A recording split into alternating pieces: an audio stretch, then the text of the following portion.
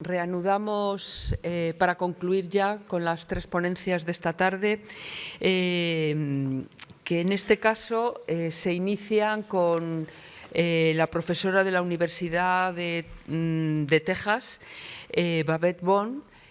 Es una especialista en el arte boloñés, que además pues, ha dedicado, aparte de sus estudios, no solamente a autores tan importantes como Guido Reni o los Carracci, con especial atención al mundo del dibujo y del grabado, y también, y es un poco por lo que la convocamos aquí, que nos parecía un tema muy interesante, ha hecho una valoración que yo creo que es muy mesurada a la participación en una ciudad tan importante como son las mujeres en la vida artística, y Babette Bohn hizo un estudio sobre bueno, pues, la realidad de sus encargos en relación con el mundo artístico de esa ciudad. Hoy nos va a hablar precisamente de Lavinia Fontana y los límites de la fama, en los cuales una de las reflexiones que va a hacer precisamente es la condición de Lavinia Fontana como dibujante y, por tanto, como bueno, las invenciones en papel de la pintora, y un poco pues, se va a plantear algunos temas fundamentales precisamente sobre la creación artística y la fama. Sin más, le damos la bienvenida y las gracias por su participación a la profesora Babette Bohn. Muchas gracias.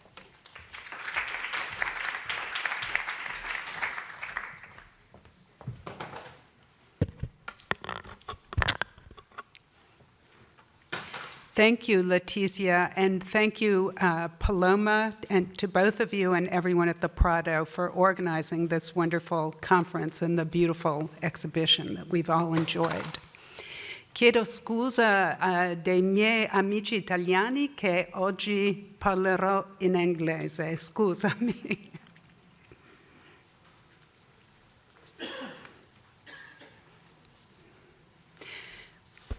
By 1590, when the Bolognese poet Giulio Cesare Croce praised his contemporary Lavinia Fontana as an alta pittrice, unica al mondo, come la Fenice, the 38-year-old artist was already famous. Like her predecessor, Sofonisba Anguissola, she was a successful woman painter. But her contributions to the progress of women artists were distinctly different. Whereas Anguissola succeeded especially as a court painter, Fontana worked for many different patrons, especially in her native city of Bologna and in Rome, where she spent her last decade. One crucial distinction between the two artists is that Lavinia was the first woman painter to receive a number of public commissions, particularly altarpieces for churches, a development that impacted her reputation, financial success, and the diversity of her oeuvre. Another difference between the two pittrici is that Fontana spent most of her life in her native Bologna, which celebrated and promoted women to a degree that was unmatched anywhere else in Europe. Today, I will discuss Fontana's success and the limitations of that success, placing her accomplishments into the context of Bolognese culture and the ways in which that culture promoted Fontana and her successors. My paper is drawn from my forthcoming book, Women Artists, Their Patrons, and Their Publics in Early Modern Bologna, which is now in press. Let's begin with a few remarkable facts about Bolognese women artists. As my charts demonstrate, I've traced 68 women artists whose activity is recorded in Bologna by the end of the 18th century. This amazingly large group, which climaxes during the Seicento and Settecento, is also marked by a greater diversity of artistic specializations than can be documented for the women artists of any other Italian city. Although in Bologna, as in every other Italian city of the period, most recorded women artists were painters. In Bologna, there were also sculptors, etchers, woodcutters, embroiderers, and disegnatrici. Of course, many Bolognese pittrici, including Fontana, were the daughters of male painters who taught them to paint. But I've discovered that from the mid-17th century on, most Bolognese women artists studied art either exclusively or partially with a man who was not a family member, a new practice enabling many women who were not from artistic families to become artists. As this table shows, this phenomenon reached its zenith with the 35 women painters who were born or died in Bologna during the Seicento. 63% of these painters probably studied with men who were not members of their own families. This phenomenon is most pronounced during the later Seicento, after the careers of Lavinia Fontana and her great successor Elisabetta Sirani, who died in 1665. Their examples contributed to this crucial change in the prior tradition that most women artists, with a few exceptions, such as the Anguissola sisters, had trained with male relatives. The large number of women artists in Bologna, along with the many local early biographies and documents concerning these women, facilitate new and surprising conclusions, such as this one. Perhaps as more information comes to light about women artists elsewhere, we'll see whether Bologna was truly unique in this regard, or whether our assumptions about the traditions for women's artistic training have been inaccurate. A comparison of Bologna with the 3 other Italian cities that enjoyed the largest populations of women artists during the 17th century demonstrates what a dramatic difference this and other factors made in the recorded number of women artists. Bologna, despite having a much smaller population than Florence, Venice, and Rome, had 44 women artists during the Seicento, far more than any other city. This development marks a change from the 16th century, when more women artists are recorded in Florence than in Bologna. During the Seicento, many more Bolognese women artists also received public commissions than their contemporaries did elsewhere. Beginning in the 1520s with Properzia de' Rossi, probably the first woman to receive a public commission anywhere in Italy, Bolognese women received a growing number of such public commissions. Lavinia Fontana received 24 during her 40-year career, fewer than her successful male contemporaries such as Ludovico Carracci, but a remarkably high number given how new it was for women to receive such opportunities.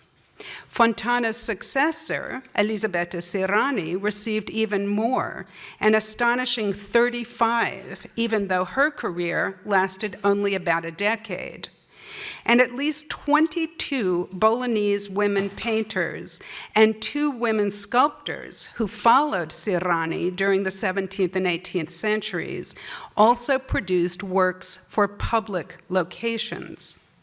Such public activity provides a crucial marker for women's success, since public pictures like altarpieces were generally the most prestigious and expensive of all easel paintings. Although our information on prices for pictures by all Bolognese painters, male and female, is incomplete, it's clear that Fontana was a financial success. When compensation is recorded, her altarpieces earned prices comparable to those received by the Carracci, her contemporaries. And the high prices she received for her portraits were astonishing, according to her 17th century biographer Malvasia, who claims that her fees were comparable to those of Anthony van Dyck and Eustace Sustermans. Many factors contributed to making Bologna unusually receptive to women artists, so many that it has taken me an entire book to consider them all. Some important issues that I cannot address today, some of which have already been discussed by some of the other speakers, are patronage and collecting, the impact of the university, the celebrated group of women writers, scholars, and religious leaders in Bologna, dating back to the 13th century, and the city's distinctive social and political organization. Today, I will focus on two key contributors to the fame of Lavinia Fontana and her successors: early biographies and drawings. More early Italian biographers discussed Fontana than any other woman artist of the 16th century, including Anguissola. But despite her renown, it was not until 1678, with the publication of Malvasia's Felsina Pittrice, that a biography treated her as a serious professional artist who was the equal of her male contemporaries. I argue that one key reason that women artists were more successful in Bologna than in other Italian cities is because they were celebrated by Bolognese writers in new ways. Beginning with Malvasia, 17th and 18th century Bolognese authors recalibrated biographical approaches to female subjects. They replaced the literary formulas established by Vasari by focusing on the artist's work rather than her life, and by praising women's skills without gendered qualifications and anecdotes. Bolognese writers saw talented local women as a key component of Bologna's cultural identity, distinguishing their home as a city with unique claims to women's excellence in the visual arts.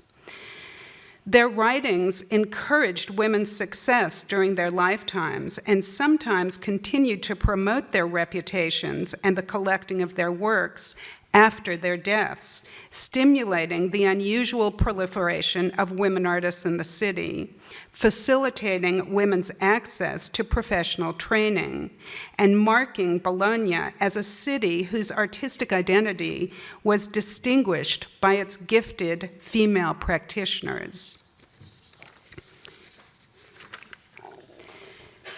Beginning in 1550, Italians wrote biographies of various length on women artists in many cities, recording the names of almost 300 women artists in the Italian peninsula by the end of the 18th century. But with few exceptions, these biographies differ from Bolognese examples. My table summarizes the number of women artists treated in most of the major biographical collections by Italian writers during the 16th, 17th, and 18th centuries. Beginning with Vasari in 1550, Italian writers usually include one woman's biography among many male examples, although most also include briefer references to other women.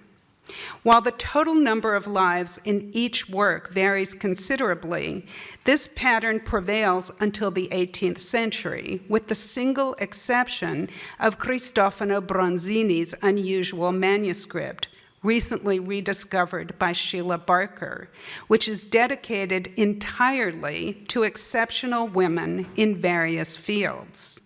The numerical differences between Bolognese writers and others expand significantly in 1690, with the Bolognese Mazzini's 17 female biographies, and increase even more during the later 18th century, with the Bolognese Oretti's 64 women's biographies. Expanding on the example of Pliny the Elder's natural history in the 1st century, Vasari's Lives of the Artists, first published in 1550 and in an expanded edition in 1568, established a model for female artistic biography that profoundly influenced later Italian writers. As Frederica Jacobs, Julia Dabbs, and others have noted, in 1550, Vasari included only one woman among 142 biographies, that of the Bolognese sculptor Properzia de' Rossi. In 1568, he added shorter discussions of 6 other Italian women, including Anguissola, but none received her own biography, and several are noted in only a single sentence.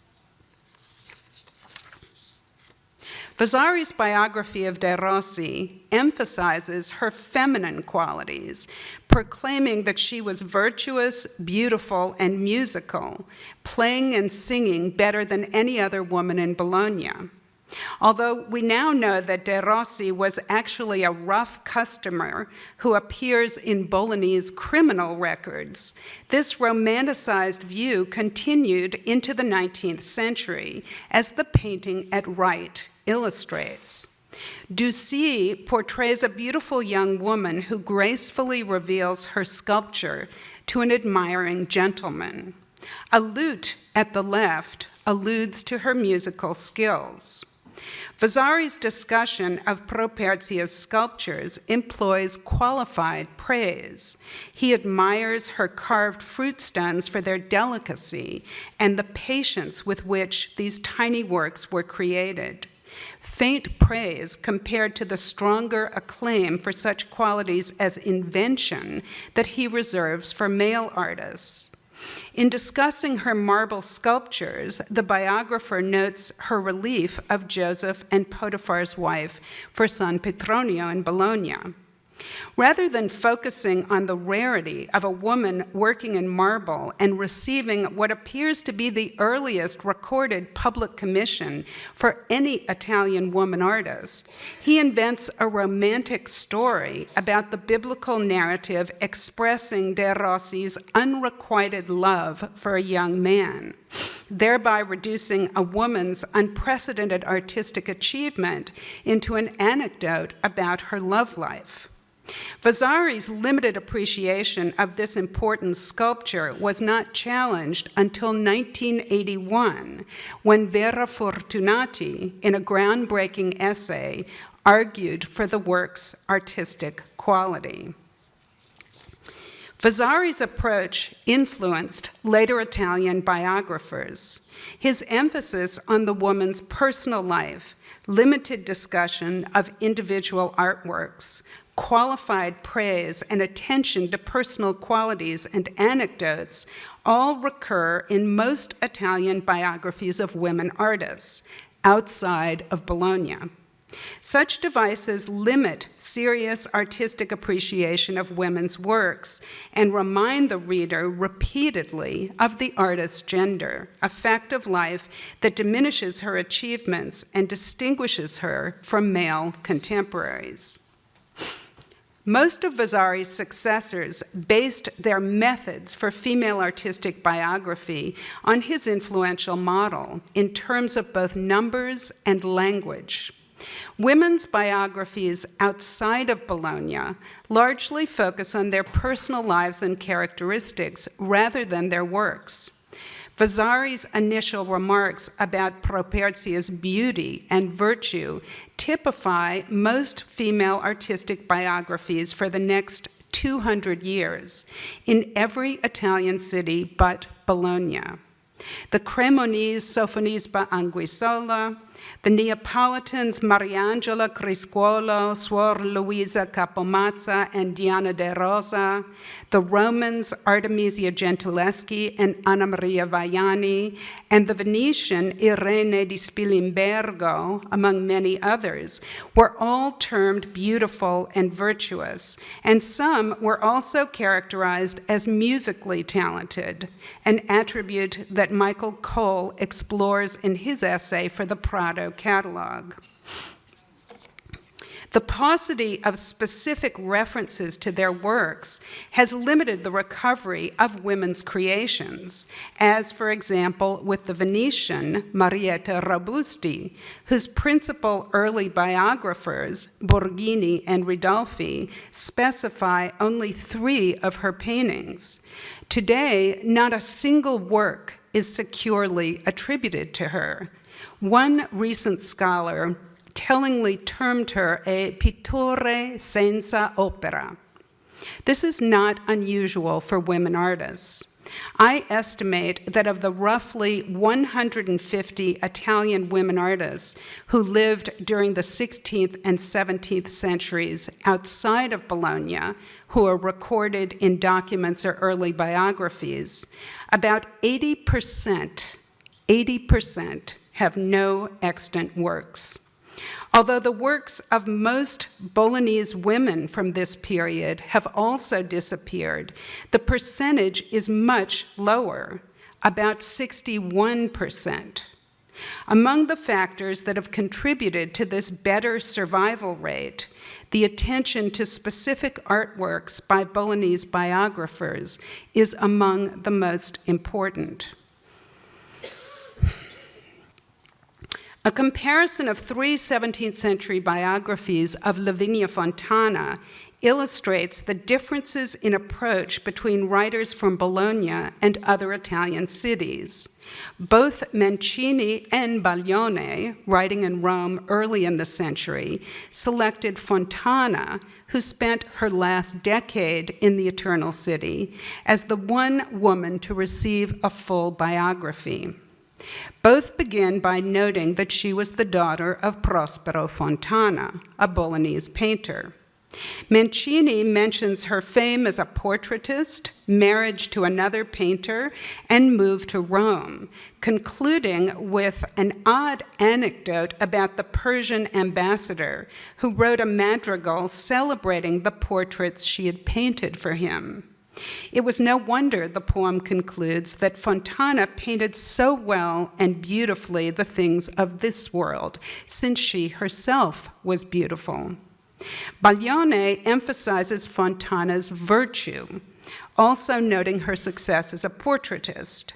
He mentions 2 Roman altarpieces, shown here, describing one as diligent and well-colored and criticizing the other as unsuccessful. A large painting with many figures, in his view, was beyond her skill. Baglione limits his discussion of specific works to only a few paintings created in Rome, without specifying any of the excellent portraits he notes only in passing. Mancini does only slightly better. He mentions the same public paintings as Baglione and 3 portraits. The Lavinia Fontana portrayed in Malvasia's biography of 1678 is quite different from the artist characterized by Mancini and Baglione. Unlike his 2 predecessors, Malvasia was Bolognese, and his personal relationships with many Bolognese artists and extensive primary research informed all his biographies in the Felsina Pittrice. Malvasia's focus on Fontana's artistic accomplishments is established at the outset of his biography, which stresses the beauty of her paintings rather than her person. And his text is filled with specific discussions of those paintings, including 8 portraits and a dozen religious works, mostly altarpieces for Bolognese churches, including the 2 now on the screen. Malvasia's biography begins, the memorable daughter of Prospero Fontana, named Lavinia, studied with her father and succeeded in the practice of design and the beauty of her coloring. Noting her many eminent patrons, he observes how great their esteem was for her and how this regard resulted in high prices for her works. Not even Anthony van Dyck or Justus Sustermans, Malvasia claims, charged more for their portraits. This last comment is the first time that a female artist was celebrated by a favorable comparison to a famous male contemporary, rather than exclusively to other women, a device that becomes a consistent feature of Bolognese biography. Malvasia extols both portraits and altarpieces, and he concludes by noting that Fontana was an honorary member of the Roman Accademia di San Luca and was acclaimed in both poetry and biography. These references to other sources that celebrate the artist, corroborating his own positive assessment, align his treatment of Fontana with his approach to male biography in the Felsina Pittrice. Thus, Malvasia employs the same rhetorical devices for women that he uses for men, distinguishing his work from biographies of women written elsewhere in Italy. Significantly, neither his biography of Fontana nor that of Elisabetta Sirani praises their beauty. Malvasia observes that Fontana's portraits are well done, diligent, and tender, but in the context of this biography, diligence is not faint praise. In his prior discussion of Lavinia's father, Prospero, Malvasia laments that some painters, like Prospero, are more worthy of compassion than praise because they work from memory, painting from imagination rather than the careful imitation of nature. Thus, Malvasia's celebration of Lavinia's diligence counters Prospero's insufficient attention to nature, showing how she superseded her parent, a conclusion borne out by this telling comparison between two of their portraits. This pattern of celebrating a woman's artistic accomplishments by demonstrating how she surpassed her father and teacher also characterizes Malvasia's treatment of Fontana's successor, Elisabetta Sirani. His biography of Sirani, considerably longer, more detailed, and even more effusive in its praise for its subject, completely broke the mold for female artistic biography in Italy.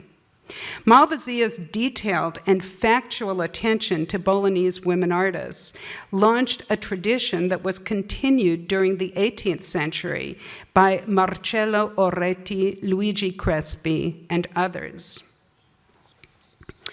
But notwithstanding Lavinia Fontana's success as both a portraitist and a religious painter, and despite her unparalleled celebration by Bolognese biographers during the 17th and 18th centuries, in one significant respect, her fame did not match that of her most successful male contemporaries, such as the Carracci. That aspect concerns drawings, which were often central during the period to the appreciation of an artist's capacity for invention. Malvasia comments repeatedly about the Carracci's frequent creation of drawings, a theme that he develops through entertaining anecdotes, such as the story of one sheet that was torn from the hand of Agostino Carracci as he was about to wipe a frying pan out with it. A tale meant to illustrate that the Carracci were constantly drawing, even during meals. Such descriptions reinforce the two most celebrated aspects of the Carracci's artistic production, their capacity for invention and their commitment to naturalism, founded on drawing from life. Lavinia Fontana also made drawings. At least 30 autograph sheets by her are still known today, many more than most 16th century women artists. Fontana also seems to be the earliest Italian woman by whom autograph preparatory studies for her paintings can still be identified. But she was not celebrated for her drawings. Indeed, none of her early biographers even mentions her draftsmanship. This inattention to drawings typifies early biographies of women artists in Italy, with rare exceptions. One of the first written accounts of a specific drawing by an Italian woman is Vasari's description in 1568 of this sheet by Anguissola. After noting that her drawing of a girl laughing at a young boy crying after being bitten by a crayfish was sent by Tommaso Cavalieri to Duke Cosimo de' Medici, Vasari observes, "One could not see anything more graceful or more naturalistic than such a drawing." For Vasari, Anguissola's achievement was validated by the appreciation of sophisticated connoisseurs, Cavalieri, the Duke, and Vasari himself. Michelangelo probably owned the drawing before Cavalieri, who sent Anguissola's sheet to Cosimo along with another drawing by Michelangelo. As Jacobs has observed, Anguissola alone among 16th century Pittrici was recognized for her ability to create images that appear truly alive, a skill recognized often in pittori, but rarely in Pittrici. The role of drawings in realizing naturalism, a frequent theme in Italian biographies, thus explained Anguissola's exceptional accomplishments, even as it excluded most women from this distinction.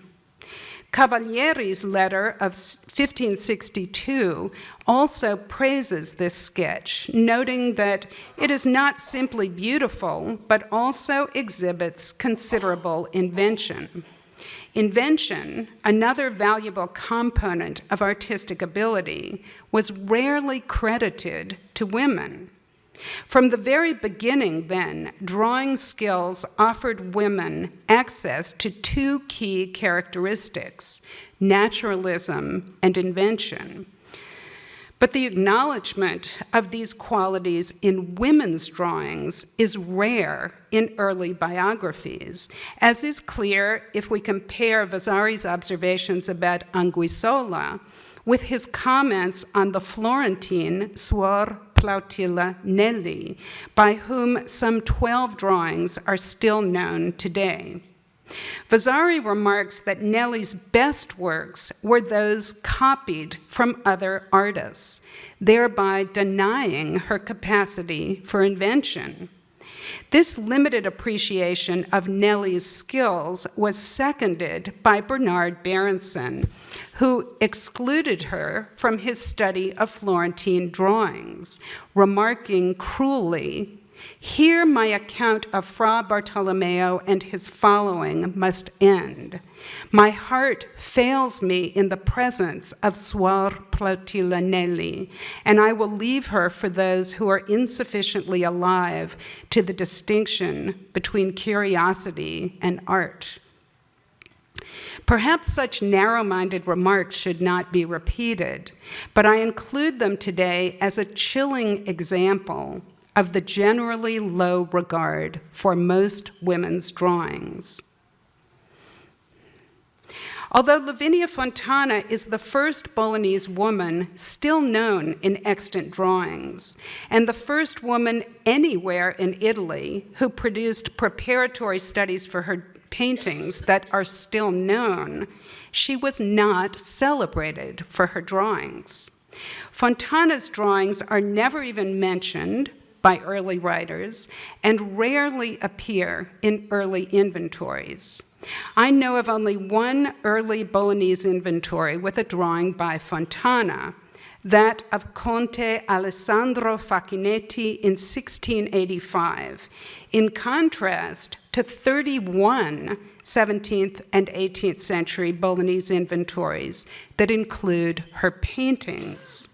Nevertheless, the two largest collections of her drawings in the Uffizi Gallery and the Morgan Library were assembled during the Seicento and early Settecento, suggesting some early interest in collecting her sketches. Today, the 30 or so drawings convincingly assigned to Fontana are mostly small portraits in chalk, such as this impressive self-portrait in the Morgan, which prepared a painting. This sheet exemplifies Fontana's methods: close attention to the details of face and costume, combining red and black chalk to enhance the naturalism of a study manifestly made from life. Fontana's portrait drawings were probably all done from life, which explains why they are often more naturalistic than her paintings. The self-portrait is one of 19 portrait drawings ascribed to Fontana that were pasted into the Morgan's album by an early collector. Two of these, in my opinion, are not by Fontana, but the 17 autograph examples, such as these two, include figures of different age, gender, and social status. These two well-dressed noblewomen have been linked by Cantaro and Murphy to paintings. 6 drawings of nuns and friars, none of them connected to known pictures, are among the artist's most naturalistic creations, testifying to their inception in life drawing. The young nun illustrated here stares out expressively, her animated gaze belying the demure expectations of her religious vocation. The Capuchin friar is wonderfully unidealized, with an unruly tuft of hair sticking almost straight up right there. The most famous example of Fontana's naturalism in drawing is also in this album, a young woman from the Gonzalez family who was afflicted with hypertrichosis, causing hair to cover her face.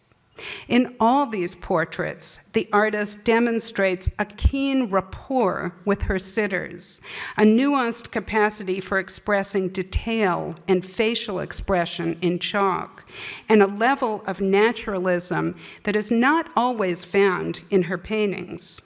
This is unsurprising, since whereas the drawings were made from life, the paintings were probably done from preliminary drawings. These drawings were probably all designs for paintings, but their high level of finish suggests that they were also intended as collectible objects from their inception. The whole issue of preparatory drawings is a fraught one for early modern women artists in Italy. None of the few extant drawings by Nelli and Anguissola is connected to a painting, making Fontana, to my knowledge, the earliest Italian woman by whom preparatory drawings are still identifiable. These two head studies have been connected with Annibale Gozzadini, the man at left in Fontana's Gozzadini family portrait. Although no other drawings can be associated with this portrait today, the artist probably made studies for each of the 5 figures. Sometimes Fontana's drawings are so much more naturalistic than her paintings that the discrepancy impedes clear connections. Cantaro connected this bust-length study of a young woman in a large ruff with the noblewomen in the visit of the Queen of Sheba to King Solomon. Murphy related it to a portrait of a young woman at your left, and a third possibility is the portrait of a widow with her daughter, a painting in the Prada's exhibition. None of these three suggestions is conclusive. The painted women are less individualized, creating a discrepancy between the drawing's naturalism and the painting's more formulaic figure style. Fontana's portrait drawings are beautiful, but they lack technical originality and sprezzatura, both qualities that Malvasia celebrated later in Elisabetta Sirani. The absence of these qualities may explain the inattention to Fontana's drawings by early writers and collectors. Fontana must also have made compositional studies for her multi-figured paintings, but only one seems secure to me, a study for the birth of the Virgin.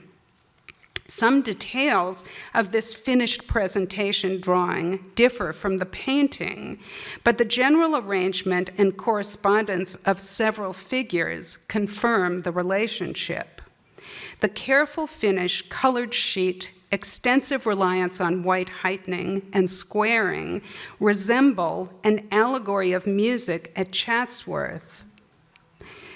Neither sheet, however, is stylistically similar to her father's drawings.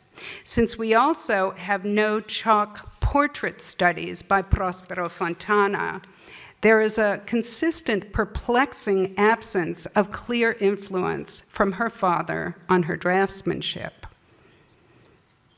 One aspect of Lavinia Fontana's painted production that the Prado's exhibition has elucidated significantly is her attention to the female nude.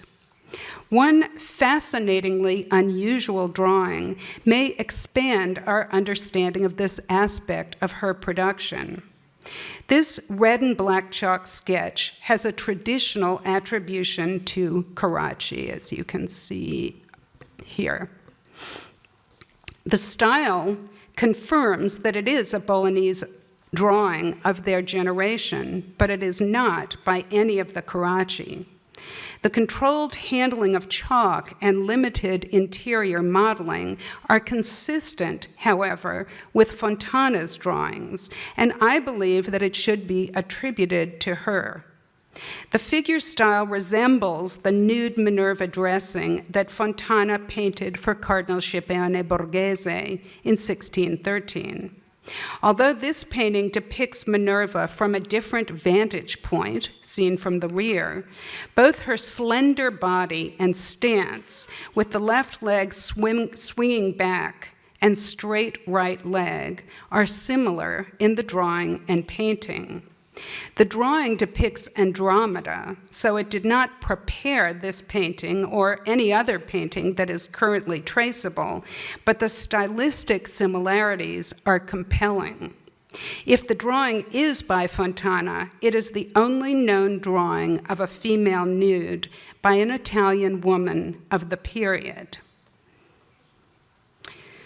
With the encouragement of a growing corpus of scholarly studies and of exhibitions such as the Prado's, I'm confident that more drawings by Lavinia Fontana will come to light.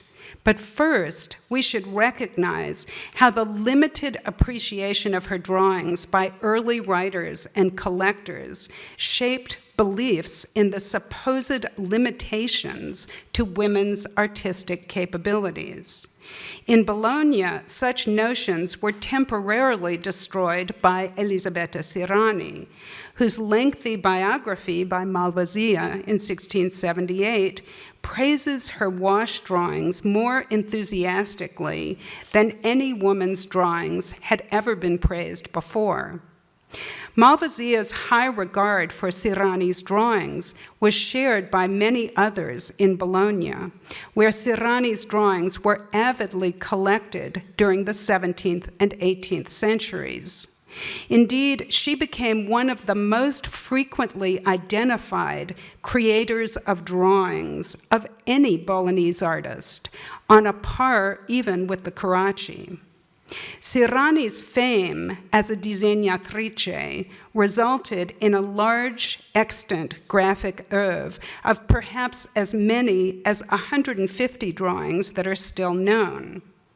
But although Sirani's success as a painter opened the door for many other women painters to succeed after her in Bologna, this was not the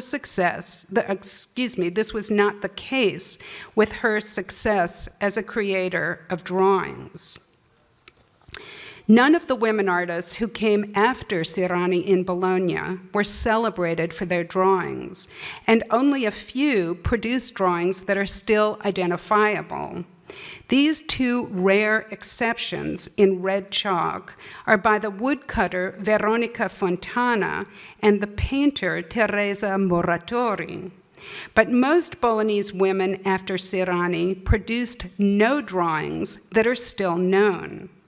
Not even Lucia Casalini Torelli, a prolific painter who surely made preparatory drawings for her altarpieces and portraits, can be credited today with any drawings.